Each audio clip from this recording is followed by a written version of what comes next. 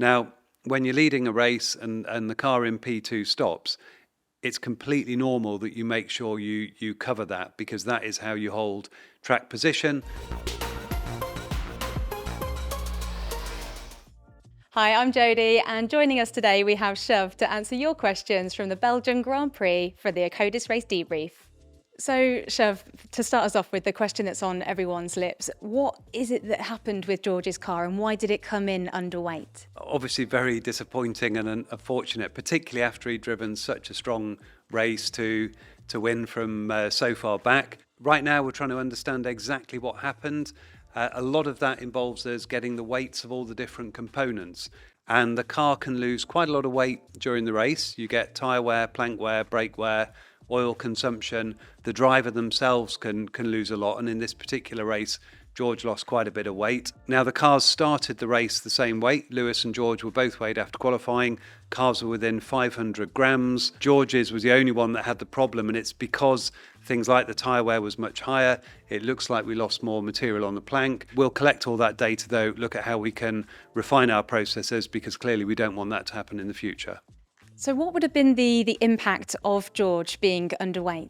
In terms of pace, at the start of the race, it's nil, because George's car and Lewis's car start the race at the same weight. Now, obviously, as George's car was losing weight faster than Lewis's throughout the race, there is a associated gain with that, but you're into the hundredths of a second per lap. It'll be very small, because when you're talking about amounts like 1 or 2 kilos, they don't amount to a lot of lap time. But as I said, start of the race, cars were the same weight.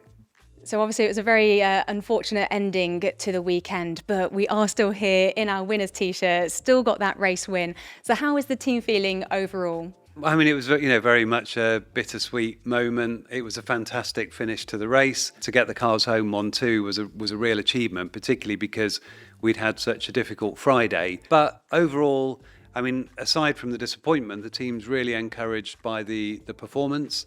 It was a great turnaround by the engineering team to get the car sorted out to perform so well in the race. It was also encouraging for us that hot circuits have not been our strength this year, but the track was pretty hot there in Belgium, and we were able to perform really well, particularly on the long run. George obviously did one of the longest stints of anyone. So plenty of positives. Yeah, just a shame that we couldn't keep the result. You mentioned about George doing one of the longest stints. Why is it that George opted to do that one-stop strategy with Lewis opting to take the 2? I mean, it was a decision that was taken by the strategy team, but in Lewis's case, it was a fairly simple decision to make his pit stop, because he was leading the race. He had Leclerc behind. Now, Leclerc wasn't within undercut range, but when he stopped on fresh rubber, he would have undercut us if we hadn't brought Lewis in. Now, when you're leading a race and the car in P2 stops, it's completely normal that you make sure you cover that, because that is how you hold track position, and he was one of the significant threats. Now, the situation with George, well, he didn't really have as much to lose. So had we stopped George at about that same point as we did Lewis, he was forecast to finish somewhere around 5th or 6th place. Maybe he would have got 4th. We were expecting him to be able to get Sergio, but he was still in that same battle that he was in before with Max, with Lando. If we stayed out longer, that was what would then put George in contention for a podium position. Now, he was very helpfully saying to us, the tyres have stabilised, they don't feel like they're dropping, can I keep going? He'd asked us whether the one-stop strategy was actually on the cards, which from the wear that we had seen in the earlier stops and in Lewis's middle stint, we could see that it was viable, that you'd be able to get to the end of the race with rubber, and he obviously did a great job hanging on to them. So it wasn't our plan on Sunday morning to do that strategy, but it was a good reaction by the strategy team and by George himself during the race to adapt to what we were seeing, the lower degradation, and capitalise on that. So obviously there was a massive amount of roller coaster emotions, but taking the silver linings away from that, we've opted to not use some of the updates, but we'll be reinstalling those now when we come back for the Netherlands.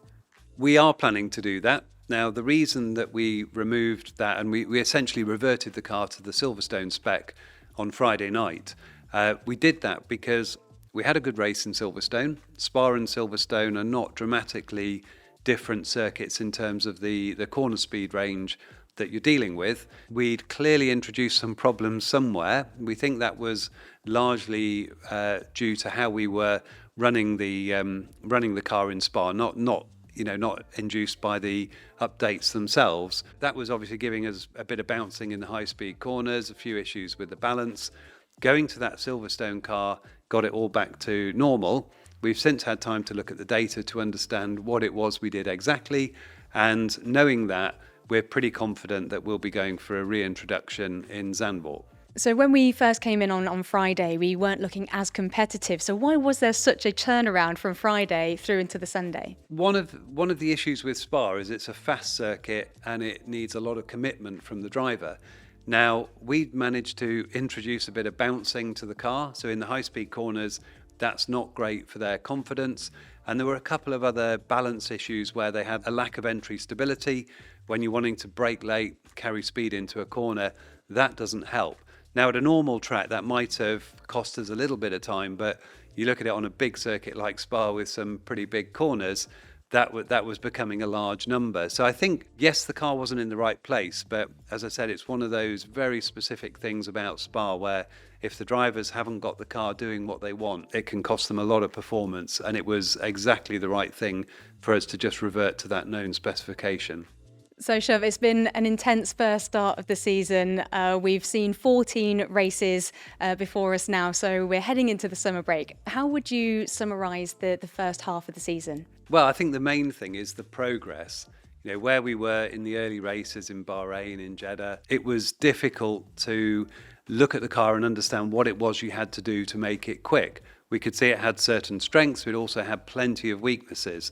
Now, the team has responded brilliantly to that challenge. We know where we want to get to in terms of performance level. We knew that we wanted to be winning races, and we set ourselves a target of, by the end of the season, we wanted to be qualifying on pole and winning races. Now, the last 4 races, we've had 3 wins in that. We've had 6 podiums on the trot. That's perhaps been more than we'd expected at that point. But as I said, we're really enjoying the racing now. We're enjoying the challenge. It feels like the team has a bit of momentum behind it, and we're hoping that we can carry that into the final bit of the season, continue to develop, and hopefully continue to win some races.